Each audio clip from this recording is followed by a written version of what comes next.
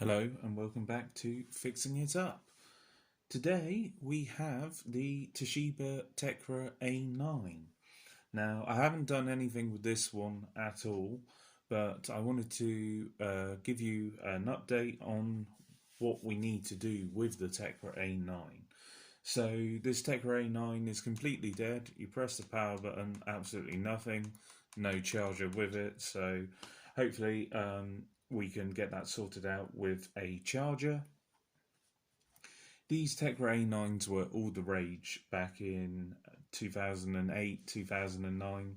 They were very much business laptops, and many executives, sales reps, people traveling, lots of people love these Toshiba Tecra A9s because they really were solid units, and they weren't that heavy, but everything that was put together on these is just so solid, and you can really tell that these laptops would stand up to a lot of abuse, being carried inside, in and out of laptop briefcases, and all the rigors of mobile computing. It would have stood up very well indeed, and this one has done. It's in very nice nick, actually. It just needs a bit of a clean, really. So hopefully that stands us in good stead for there not being any faults. On the reverse of these laptops, the Tecra A9s, they all have these vented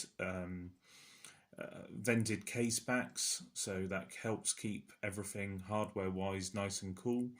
And this one is the RAM module found towards the top near the battery, and the bottom right hand corner as you're looking at it, this one here is the hard drive caddy cover, and again you can see that's vented for added protection. These also, there was some features on the Tecra A9s, like this Toshiba Easy Guard and a few other things that would, if the laptop was left on but in transit, it would actually park the hard drive heads.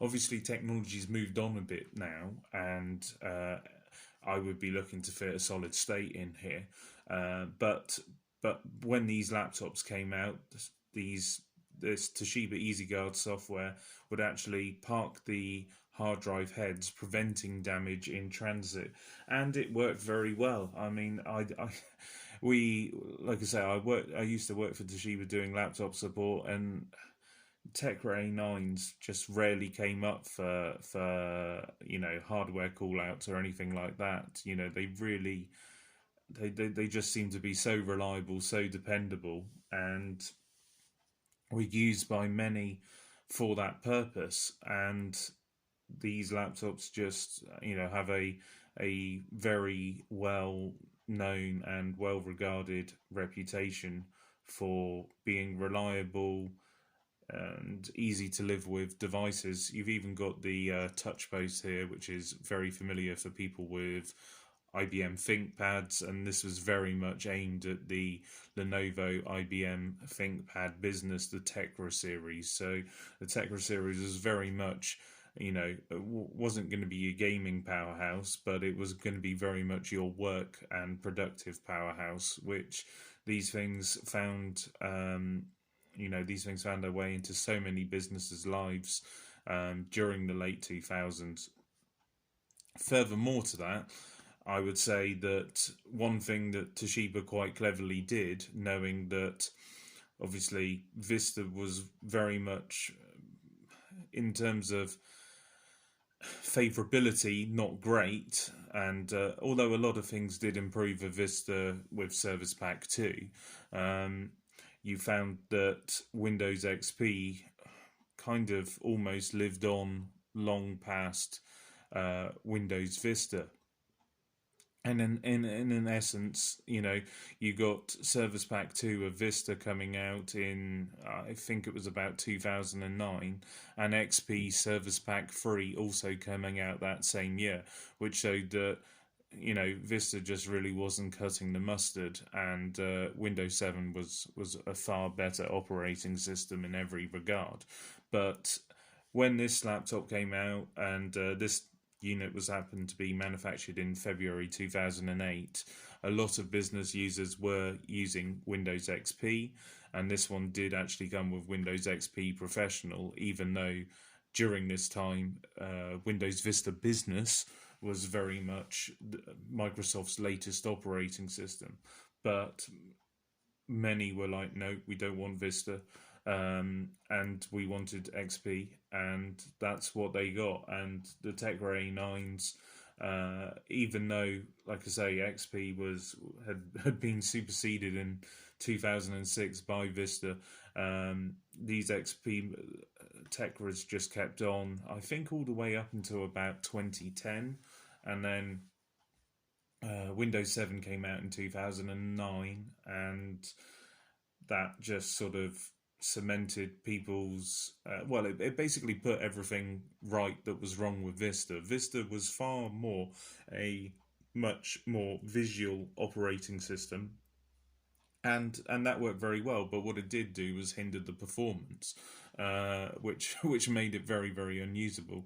But Windows 7 kind of kept all of those nice features with what they were trying to do with Windows Vista, but actually made it function and made it a lot more usable, which Vista always struggled with at the time. So there we go. There we have it. So in terms of, that was a brief history of the Tecra A9. What we need to do on this one is, in terms of parts required, definitely need an SSD, definitely need RAM. This is DDR2 RAM, so that's still quite easy to get hold of on the used market, and there is literally no RAM at all with this one. And then we should be in a position to fire it up once we've got the charger, the RAM and the SSD in, and see how well it functions, and then look to put an operating system on it. In essence, this should be an Intel Centrino. This should be absolutely fine to run Windows 10, really, because the Centrinos were very much high-end Core 2 Duos, and essentially the Centrino family basically became morphed into, in the early sort of 2010s, into the Core series, and of course we all know Core i3, i5, i7, so on and so forth. And these Centrinos were the kind of the productive Core 2 Duos that were very, very quick but aimed for mobile use, and that obviously suited the needs of this laptop very well.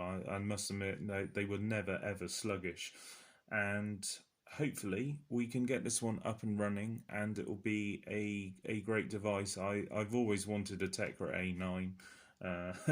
From my days working on them all those years ago when I first started out in my career of IT.